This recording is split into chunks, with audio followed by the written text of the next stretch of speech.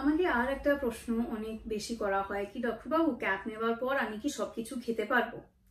তো answer is almost yes, আপনি প্রায় সবকিছুই খেতে পারবেন।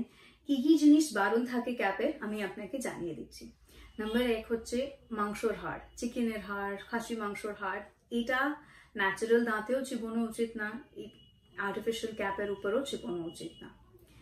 2 নম্বর হচ্ছে বরফের টুকরো চেবোনো। রেগুলার দিনে 3 বার 4 বার করে যদি আপনার অভ্যাস থাকে বরফের টুকরো চেবোনো, তাহলে সেটা করতে যাবেন না। 3 নম্বর হচ্ছে আখরোট ভাঙা। আখরোটের ভিতরে অংশ আপনি অবশ্যই খেতে পারেন, কিন্তু দাঁত দিয়ে আখরোট ভাঙতে যাবেন না। 4 নম্বর হচ্ছে দাঁত দিয়ে বটল খুলতে, কেচাপের বটল, অন্য কোনো বটল খুলতে যাবেন না।